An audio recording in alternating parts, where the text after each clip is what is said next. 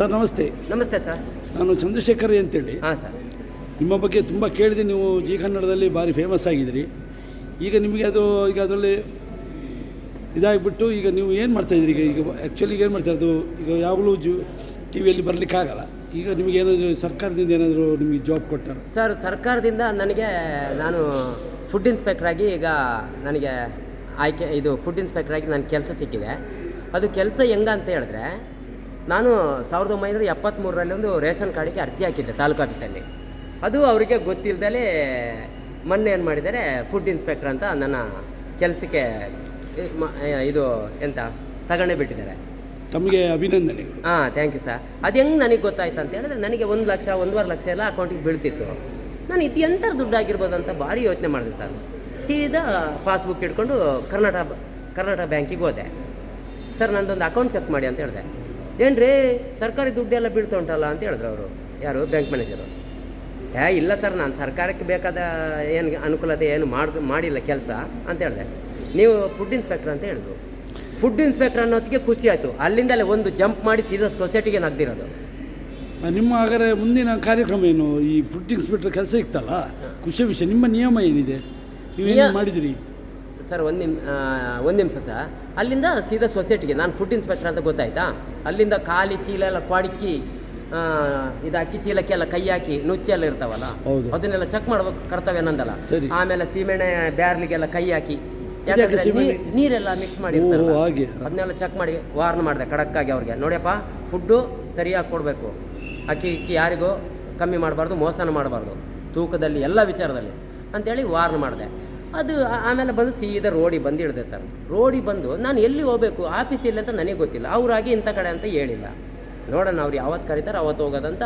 ಮತ್ತು ಎಜುಕೇಷನ್ ಬೇರೆ ಕಮ್ಮಿ. ಅಷ್ಟೊತ್ತಿಗೆ ಒಬ್ಬ ಬಂದ, ಅಣ್ಣ ನಮ್ಮದು ಅಜ್ಜಿ ತೀರೋಗಿದೆ, ಒಂದು ಡಿಲೀಟ್ ಮಾಡಿ ಹೆಸರು ಅಂತ. ನಾನು ಅಜ್ಜಿದು ಹೆಸರನ್ನ ಡಿಲೀಟ್ ಮಾಡೋದು ಬಿಟ್ಟು ಅವ್ರ ಮನೆಯವ್ರದ್ದು ಪೂರ ಡಿಲೀಟ್ ಮಾಡಿದೆ ಕಣ್ರಿ. ತಪ್ಪಲ್ಲ? ಹಾಂ, ತಪ್ಪೇ, ಆ್ಯಕ್ಚುಲಿ ತಪ್ಪೇ. ಅಂದರೆ ನನಗೆ ಗೊತ್ತಿಲ್ಲ ಅದು ಯಾವ ಥರ ಮಾಡೋದಂತ. ಆಮೇಲೆ ಅಲ್ಲಿಂದ ಸೀದಾ ಭಾರಿ ಬೇಜಾರಾಯಿತು. ನೋಡಪ್ಪ, ಏನು ಬೇಜಾರು ಮಾಡ್ಕೋಬೇಡ, 1 ತಿಂಗ್ಳದ ಅಕ್ಕಿ ನಮ್ಮ ಮನೇಲಿ ಉಂಟು, ಈ ತಿಂಗಳದು ನೀನು ಸೊಸೈಟಿಗೆ ಹೋಗೋದು ಬೇಡ, ತಗೋಗ ಅಂತ ಅವನಿಗೆ ಕೊಟ್ಟೆ. ನಿನ್ನೆ ಒಬ್ಬ ಬಂದಿದೆ ಕಣ್ರಿ, ಅಣ್ಣ ನಮ್ಮದು ಕಾರ್ಡಿನ ಸ್ವಲ್ಪ ನಂಬರು ಚೇಂಜ್ ಮಾಡಿಕೊಡಿ, ಇದು ಆಗ್ತಿಲ್ಲ ಅಂತ. ಅದೇನಾಗಿದೆ ಸರ್, APL ಹೋಗಿ BPL ಆಗಿದೆ.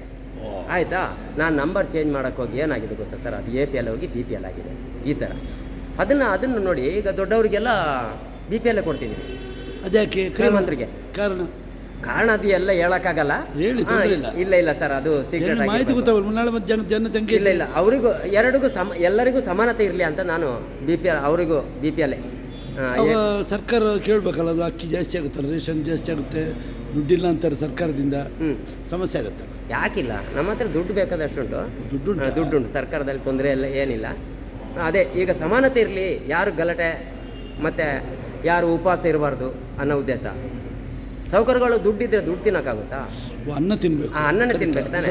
ಹಾಂ, ಅದಕ್ಕೆ ಎಲ್ಲರೂ ಸಮಾನತೆ ಇರಲಿ. ದುಡ್ಡಿದ್ರೆ ಬ್ಯಾಂಕಲ್ಲಿ ಇರುತ್ತೆ. ಅದೇ ಅಲ್ವಾ? ಹಾಂ, ಈ ಥರ ಮಾಡಿದ್ದೀನಿ. ಇದಕ್ಕೆ ನಿಮ್ಮ ಅಧ್ಯಕ್ಷರು ಏನು ಹೇಳ್ತಾರೆ? ಅಧ್ಯಕ್ಷರು ಪರವಾಗಿಲ್ಲ, ಅವ್ರೇನು ಅಬ್ಜೆಕ್ಷನ್ ಮಾಡಿಲ್ವಾ? ಇಲ್ಲ, ಅವ್ರದ್ದು ಒಪಿನಿಯನ್ ಸಮಾನತೆ ಮಾಡಿ ತಪ್ಪಲ್ವಾ ಅಂತ ಹೇಳಲ್ವಾ? ಶ್ರೀಮಂತರಿ ಬಡವರಿಗೆ? ಇಲ್ಲ, ಅವರಿಗೂ ಒಪಿನಿಯನ್ ಇದೆ ಅಂತ.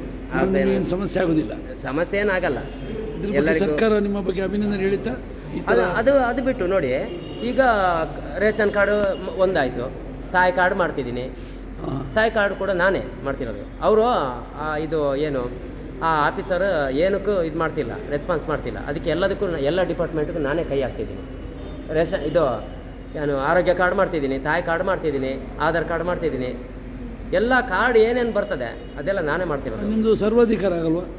ಏನು ಸರ್, ಇದು ಸರ್ವಾಧಿಕಾರ ಆಗಲ್ವಾ? ಇಲ್ಲ, ನನ್ನ ಜವಾಬ್ದಾರಿ ಕೊಟ್ಟಿದ್ದಾರೆ ಅವರು. ಹಾಂ, ಯಾವುದು ಮೂಡಿಗೆರೆ ಮತ್ತು NR ಪುರ. ನೀವು ನಮ್ಮ ಸೈಡ್ ಬರಬೇಕು. ನಿಮ್ಮ ಸೈಡ್ ಬರ್ತೀನಿ, ನಾಳೆ ಬಸ್ ಸ್ಟ್ಯಾಂಡಿಗೆ ಬರ್ತೀನಿ. ನಿಮ್ಮ ಕಾರ್ಡ್ ಎಲ್ಲ ಬಸ್ ಸ್ಟ್ಯಾಂಡ್ ಹತ್ರ ರಾಶಿ ಹಾಕಿ, ಅದು ಯಾರ್ಯಾರು ತಿದ್ದುಪಡಿ ರಾಶಿಯಾಗಿ ಮಿಂಕಿ ಕೊಡೋದು ಹೇಗೆ? ಅಲ್ಲಲ್ಲ, ನನ್ನ ಅಸ್ಟೆಂಟ್ ಒಬ್ಬ ಇದ್ದಾನೆ, ಬ್ಯಾಂಡ್ ರವಿ ಅಂತ. ಯಾರು? ಬ್ಯಾಂಡ್ ರವಿ ಅಂತ, ಅವನ ಅಸ್ಟೆಂಟ್. ಅವ್ನ ಕಾರ್ಡ್ ಎಲ್ಲ ಚೆಕ್ ಮಾಡಿ ಇದು ಮಾಡ್ತಾನೆ. ನಾನು ಅಲ್ಲೇ ಸೈನ್ ಹಾಕ್ತೀನಿ. ನಾನು ಗೆಜೆಟೆಡ್ ಆಫೀಸರ್ ಅಲ್ಲ.